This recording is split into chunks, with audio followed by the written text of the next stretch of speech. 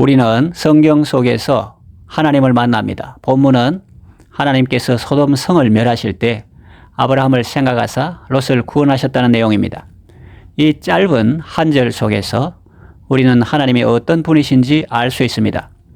아브라함이 만나고 체험했던 하나님은 어떤 분이십니까? 본문 속에 나타나는 하나님은 어떤 분이십니까? 첫째로 공의를 행하는 분이십니다. 본문 초두에 보면 하나님이 그 지역의 성을 멸하실 때라는 말씀이 나옵니다. 하나님은 소돔과 그 이웃 도시들을 멸하셨습니다.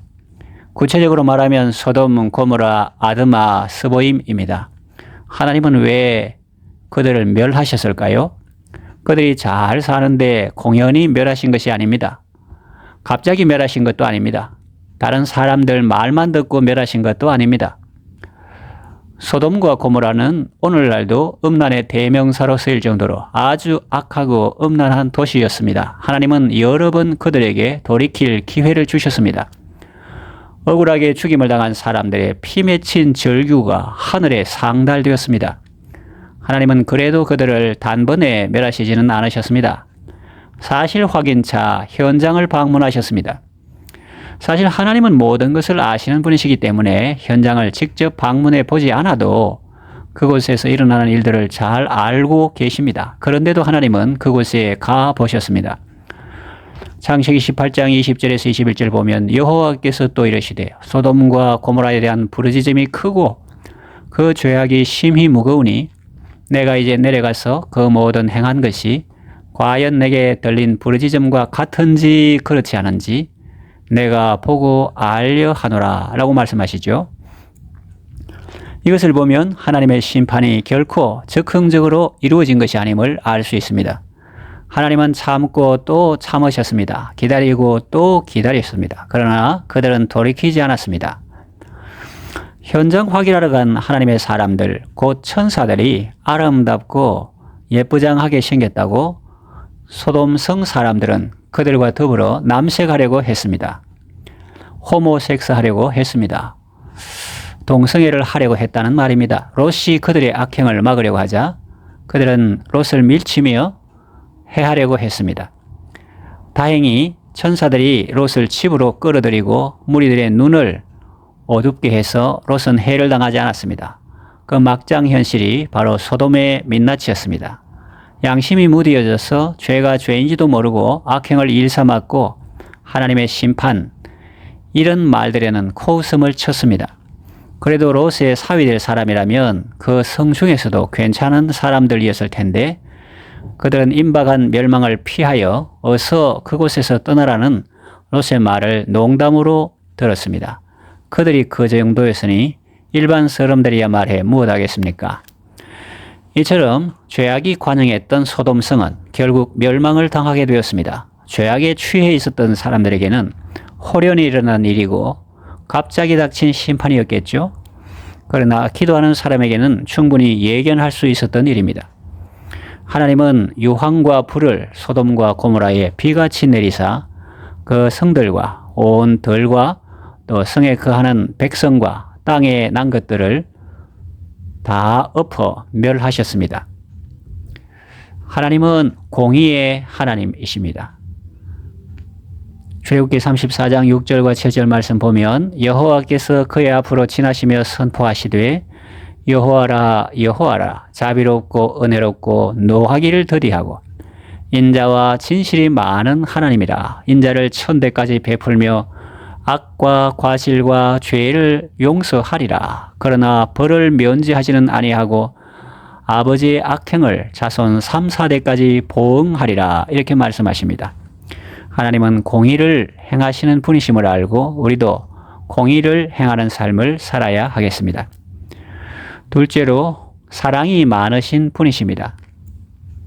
하나님은 공의의 하나님이시며 또 사랑의 하나님이십니다. 사랑이 많으신 분입니다. 아브라함이 기도하는 내용을 들어보면 하나님은 소돔성 안에 의인 50이 있으면 그들 때문에 온 지경을 용서하리라고 말씀하십니다. 사람 같으면 그렇게 하겠습니까? 인간 왕들은 죄인을 색출합니다. 그래서 하나라도 나오면 그 사람만 죽이지 않고 그 가문을 멸해버립니다. 반역의 삭을 잘라버립니다. 삼족을 멸하고 구족을 멸합니다. 그래서 아예 씨를 말려버립니다. 그런데 하나님을 보십시오. 소돔 성 안에 죄인들이 아무리 많고 득실거려도 거기에 괴념치 않으시는 듯 합니다. 물론 하나님은 그들 때문에 마음 아파하시죠. 그러나 그들 때문에 그 성 전체를 용서하지 못하는 것은 아니라는 의미입니다. 성 중에 악인들이 아무리 많고 죄인들이 아주 많이 있어도 그것이 그 성이 멸망해야만 되는 이유는 아니라는 말씀입니다. 50이 뭡니까? 45명만 있어도 그들 때문에 온 성읍을 멸하지 아니하리라고 말씀하십니다. 또 40명만 있어도 온 지역을 용서하리라고 말씀하십니다. 30명만 있어도 온 지역을 용서하리라고 말씀하십니다. 20명만 있어도 그들을 위하여 온 지역을 용서하리라고 말씀하십니다. 또 10명만 있어도 그들을 위하여 온 지역을 용서하리라고 말씀하십니다. 누가 하나님은 사랑이 없다, 하나님은 잔인한 분이라고 말합니까? 하나님이 죄인들을 구원하기 위해서 얼마나 많은 생각을 하시고 얼마나 많은 일을 하시는지 알고나 하는 말입니까? 자기들이 악하기 때문에 하나님을 악한 분으로 보는 것 아닙니까? 본문을 보세요. 하나님은 이렇게 사랑이 많으신 분입니다. 어디 그뿐입니까? 19장에 보면 하나님의 사랑은 더욱 드러납니다. 피부에 와 닿을 정도로 느낄 수 있습니다. 소돔 성 사람들의 폭행 위협에서 롯을 구출해 줍니다. 그리고 롯과 그의 가족들을 성 밖으로 끌어내라고 합니다. 롯이 급박하게 사위될 사람들에게 말했으나 그들은 농담으로 여기고 따르지 않았습니다. 동틀 때에 천사가 롯을 재촉했습니다.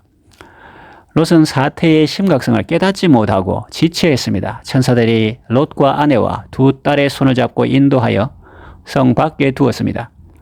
정말 강권적인 사랑 아닙니까? 하나님께서 그들을 얼마나 사랑하셨고 자비를 더하셨는지를 알 수 있습니다. 그리고 친절하게 안내해줍니다. 도망하여 생명을 보존하라. 돌아보거나 덜에 머물지 말고 산으로 도망하여 멸망함을 면하라. 그럽니다. 생명 건진 것만도 어딥니까? 이쯤 되면 네 알겠습니다 하고 걸음만 날 살려라 하고 뒤도 안 돌아보고 도망쳐야 마땅하지 않습니까? 그런데 롯은 천사들에게 이렇게 말했습니다. 저는 도망하여 산에까지 갈 수 없습니다. 재앙을 만나 죽을까 두렵습니다. 저기 가깝고 작은 성이 있네요. 그곳으로 도망하게 해주세요. 그런데 천사들은 그 말도 들어줍니다. 네 소원을 들어주겠다. 저 성읍은 멸하지 않을 테니 저곳으로 속히 도망하라. 네가 저기 가기까지는 나는 대기 상태로 있을 거야. 이런 친절이 어디 있습니까? 이처럼 하나님은 사랑이 많으신 분이십니다. 셋째로 기도를 들으시는 분이십니다.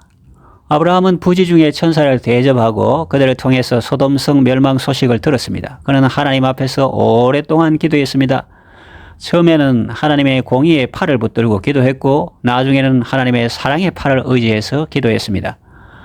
본문에 놀라운 사실이 기록되어 있습니다. 하나님이 그 지역의 성을 멸하시는 것은 하나님의 공의입니다.